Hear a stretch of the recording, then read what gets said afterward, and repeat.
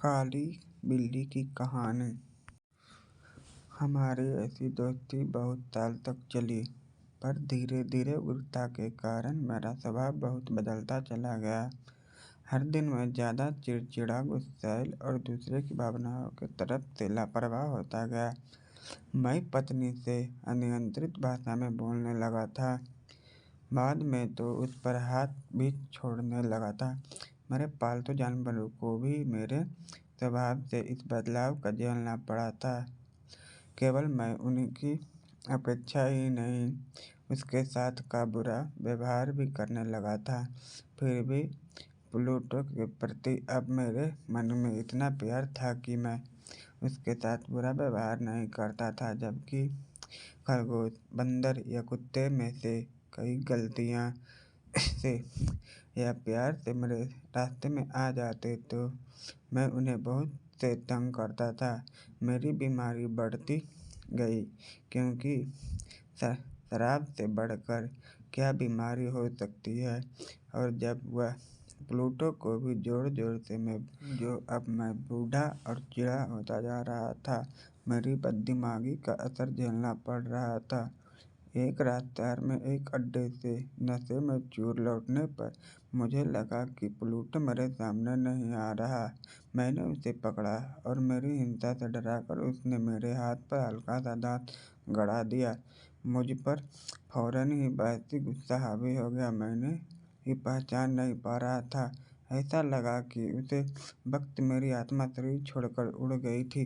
दृष्टि मेरे शरीर की एक एक नसें को अपने फंदे में बांध रही थी। मैंने अपने जैकेट के जेब से एक छोटा सा चाकू निकाला, बेचारे जानवर को गले से पकड़ा और जानबूझकर उसी की एक आंख बाहर निकाल ली। इस निष्ठुरता के बारे में लिखते हुए भी मैं शर्मिंदा से कांप उठता हूँ। सुबह के साथ विवेक लौटता, रात की दृढ़ता और गुस्से का आवेश सोकर हट चुका था। मुझे अपने किए पाप पर डर था कि अफसोस था, लेकिन अब वह भावना कमजोर और संवेदनपूर्ण थी। मेरी आत्मा उससे अछूती रही। जल्द ही मैंने फिर वैसी ही हरकतें करने लगा, शराब से उसी सुकून की याद भी भुला दी। इस बीच बिल्ली धीरे धीरे ठीक होता गया, और यह सच है कि खोई हुई आँख का गड्ढा एक डरावना दृश्य था, पर ऐसा नहीं लगता था कि अब उसे कोई दर्द महसूस होता होगा। वह पहले ही तरह घर में घूमता था, पर जैसे ही उसे स्वाभाविक था, वह मुझे देखते ही बहुत ही डर कर भागता था।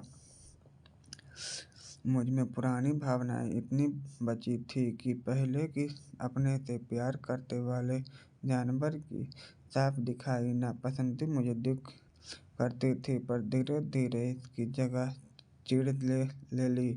और फिर जैसे यह दुष्ट हार की वजह से मुझे एक दृढ़ आत्मा आ गई। दर्शन इस बात की नहीं, मतांतर पर भी अपने आत्मा के अस्तित्व की तरह इस बारे में कोई विश्वास करता हूँ कि हर इंसान के हृदय में दृष्टि की भावना होती है। वह एक ऐसी भावना है जो मनुष्य के चरित्र को बनाती है। कितनी बार ऐसी नहीं होती कि एक व्यक्ति यह जानते हुए भी कि उसे वैसा ही करना चाहिए, सैकड़ों बार एक गिर के बेवकूफ़ी भरा काम करता है। क्या हम जानते हुए भी बार बार कानूनी नहीं तोड़ते? फिर भी विचार से मुझसे यह दृढ़ता मेरी आखिरी हार के कारण आई। हर एक की आत्मा में बुरा काम करने के लिए अज्ञात भावना होती है। वह गलत काम सिर्फ इसलिए करता है क्योंकि गलत काम करना है।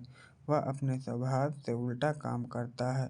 उसी भावना ने मुझे उकसाया और मैं उसे निर्दोष को चोट पहुंचाया था। एक दिन मैंने निष्ठुरता के साथ उसे गले में फंदा डालकर पेड़ के नीचे डाल से लटका दिया।